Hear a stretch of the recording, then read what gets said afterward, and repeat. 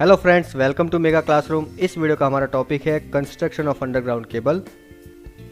Underground cable के construction को जानने से पहले आइए एक बार जान लेते हैं कि अंडरग्राउंड केबल क्या होता है। जैसे कि हमारे घर, ऑफिस, फैक्ट्रीज, हर जगह पर जो भी इलेक्ट्रिसिटी आती है वह किसी न किसी ट्रांसमिशन या डिस्ट्रीब्यूशन के थ्रू आती है। इस ट्रांसमिशन और डिस्ट्रीब्यूशन को करने के दो तरीके हैं। पहला तरीका है ओवरहेड लाइन और दूसरा तरीका है हमारा अंडरग्राउंड लाइन। दोस्तों, ओवरहेड लाइन वो होता है जिसमें हमारी इलेक्ट्रिसिटी की लाइन को ज़मीन के ऊपर से लगाया जाता है, और अंडरग्राउंड लाइन वो होती है जिसमें हमारी इलेक्ट्रिसिटी की लाइन को ज़मीन के अंदर से डाला जाता है। इसी अंडरग्राउंड लाइन के अंदर इस्तेमाल होने वाली केबल को हम कहते हैं अंडरग्राउंड केबल। ये हमारी अंडरग्राउंड केबल जो है वो हमारी नॉर्मल केबल से काफ़ी अलग दिखती है। जैसे कि आप यहाँ पर देख सकते हैं, इसमें कई सारी लेयर्स लगी है जो हमारे नॉर्मल केबल में नहीं होती है। आइए सबसे पहले इन सारे लेयर्स के नाम जानते हैं। जैसे कि हमारे नॉर्मल केबल में रहता है, उसी तरह से इस केबल में भी सबसे पहला जो पार्ट रहता है वो होता है कोर। कोर के ऊपर लगने वाली सबसे पहली लेयर है हमारी इंसुलेशन। इंसुलेशन के बाद जो लेयर लगता है उसे कहते हैं मेटालिक सीथ। मेटालिक सीथ के बाद बेडिंग, उसके बाद आर्मरिंग और उसके बाद सर्विंग प्रोवाइड किया गया होता है। ये सारे लेयर आपको अंडरग्राउंड केबल के अंदर देखने को मिलेंगे। इस वीडियो में हम इन सारे लेयर्स के बारे में बात करेंगे, कौन से मटेरियल से बनाए हैं और इन सारे लेयर्स का क्या काम है। आइए सबसे पहले हम कोर के बारे में जानते हैं। दोस्तों, ये जो कोर है वो हमारे अंडरग्राउंड केबल का मोस्ट इम्पोर्टेंट पार्ट रहता है, क्योंकि हमारी जो इलेक्ट्रिसिटी है वह इसी कोर के थ्रू बहती है। इस कोर को बनाने के लिए एल्यूमिनियम मटेरियल का इस्तेमाल किया जाता है।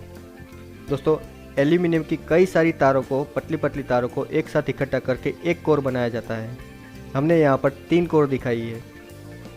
जैसी आपकी रिक्वायरमेंट रहती है उस हिसाब से single core, double core, 3 core, 4 core cable market से अवेलेबल रहती है।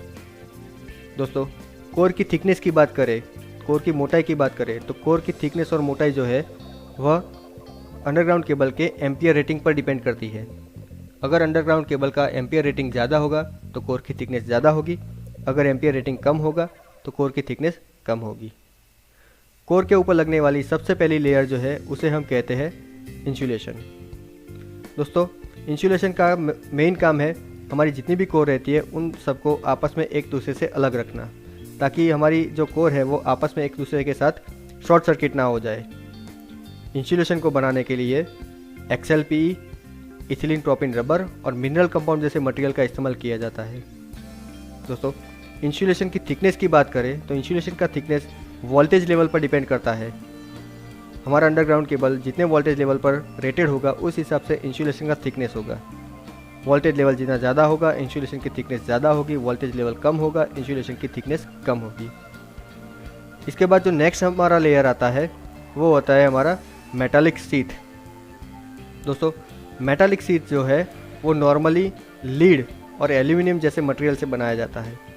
ज़्यादातर आप जितने भी अंडरग्राउंड केबल देखेंगे उसमें आपको लीड मटेरियल से बनाई हुई मेटालिक सीथ देखने को मिलेगी, इसीलिए कई जगह पर इसे लीड सीथ भी कहा जाता है। इस मेटालिक सीथ के 2 काम है। पहला काम है इंसुलेशन को प्रोटेक्शन देना और दूसरा काम है इलेक्ट्रिक फील्ड को नलीफाई करना। दोस्तों, जैसे कि हमें पता है अंडरग्राउंड केबल ज़मीन के अंदर डलने वाली है। ज़मीन के अंदर कई सारा मॉइस्चर रहता है, यानी कि बेज रहता है। इसके अलावा कई सारे एसिडिक और अल्कलीज लिक्विड रहते हैं। इसकी वजह से हमारा इंसुलेशन भी ख़राब हो सकता है। इस इंसुलेशन को ख़राब होने से बचाने के लिए मेटालिक सीथ प्रोवाइड किया जाता है। इसके अलावा जैसे हमें पता है कि कोर के अंदर जब भी इलेक्ट्रिसिटी फ्लो होगी उसके आसपास एक इलेक्ट्रिक फील्ड क्रिएट होगा, और इस इलेक्ट्रिक फील्ड की इफ़ेक्ट को नलीफाई करने के लिए, जीरो या ख़त्म करने के लिए हमारी मेटालिक सीथ भी इस्तेमाल की जाती है। कई केबल में आपको ये मेटालिक सीथ देखने को ना भी मिले।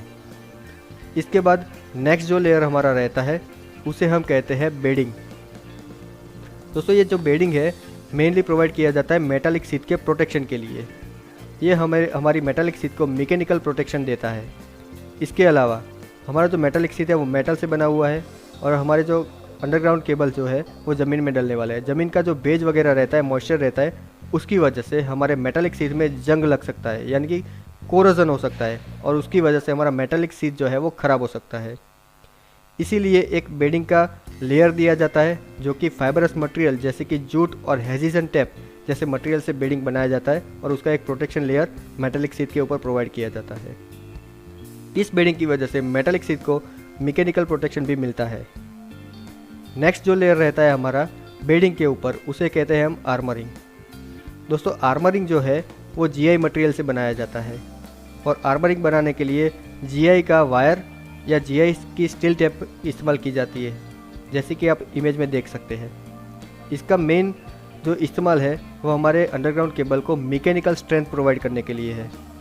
दोस्तों जैसे कि ये हमारा केबल अंडरग्राउंड केबल जो है वो ज़मीन में डलने वाला है, तो ज़मीन के अंदर जो भी नुकीली चीज़ है, पत्थर वगैरह, उससे हमारा जो केबल है वो डैमेज हो सकता है।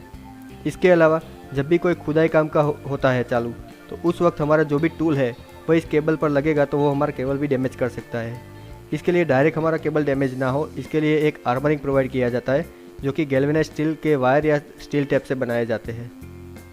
इसके बाद जो नेक्स्ट लेयर हमारा रहता है वो होता है हमारा सर्विंग।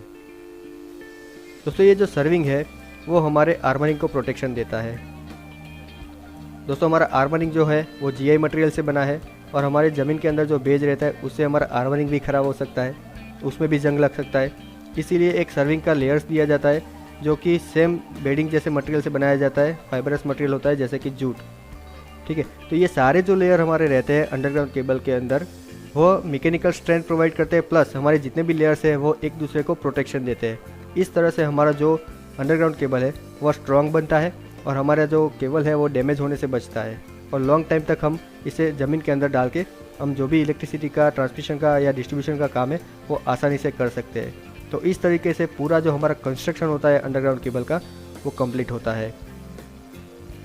आपको ये वीडियो अच्छा लगा होगा। दोस्तों अगर ये वीडियो आपको अच्छा लगा है तो प्लीज़ लाइक कर दीजिए और ये वीडियो को शेयर कीजिए। Thank you very much.